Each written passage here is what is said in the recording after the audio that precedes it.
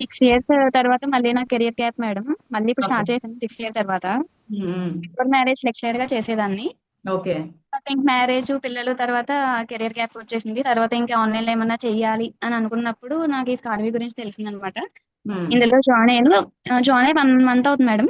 Okay. 1 మంత్‌లో నేను 29,000 earn చేసుకున్నాను. ఓహ్! సూపర్. ఓకే. ఆ! అయితే ఇంకా యాక్చువల్‌గా ఫ్రీలాన్సింగ్ చెయ్యాలి అని హ్మ్. అనుకున్నాను. బట్ అఫిలియేట్ మీద మళ్ళీ ఇంట్రెస్ట్ అనమాట. చాలా అంటే చాలా మందిని చూసాను. హ్మ్. టాప్ అచీవర్స్‌ని చూసిన తర్వాత ఓకే. అఫిలియేట్ చేస్తే బావుంటది. ఎందుకు అంటే ఇందులో ట్రైనింగ్స్ అన్నీ కూడా తెలుగులోనే ఉన్నాయి. అవును. దట్టు హ్మ్. ఏంటంటే కోర్స్‌లో జాయిన్ అయిన తర్వాత వెబ్‌సైట్ ఓపెన్ చేయగానే మీరు చెప్పే డాష్‌బోర్డ్‌లోనే మొత్తం అంతా అర్థమవుతుంది.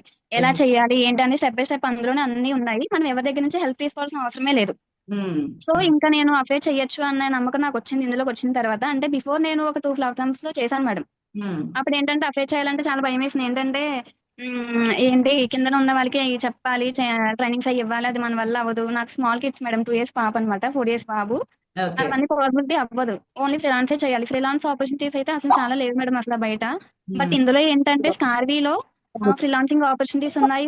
అఫిలియేట్ మార్కెట్ ఉంది. మల్టిపుల్ వేస్‌లో మన ఎర్నింగ్స్ అనేది తీసుకోవచ్చు.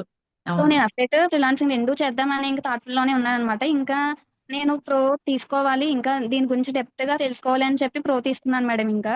హ్మ్. హ్మ్. ఆహ్, okay. Super. Thank you so much madam. మాలాంటి హౌస్ వైఫ్స్‌కి మీరు చాలా మంచి ఆపర్చునిటీ ఇచ్చారు. సో, ఏంటంటే మనకున్న ఫ్రీ టైమ్‌లో 2, 3 అవర్స్‌లో ఇలా మంచిగా ఎర్నింగ్స్ అనేది తీసుకోవడానికి మంచి బెస్ట్ ప్లాట్‌ఫార్మ్ మేడం స్టార్‌వి అయితే. ఎట్లా? ఇందులో ప్రో తీసుకున్న తర్వాత మేడం చాలా డౌట్స్ క్లియర్ అయినాయి మేడం. అంటే కొన్ని కొన్ని డౌట్స్ ఉంటాయి కదా! మనకి ఎలా మాట్లాడాలి? సో, కొన్ని చాలా మీరు క్లియర్‌గా చెప్పారు ప్రతీది కూడా. సో, హ్మ్. ఇంక నాకింక కాన్ఫిడెన్స్ వచ్చింది. ఓకే. లీడ్స్‌తో కూడా మాట్లాడగలుగుతాను అని చెప్పేసి.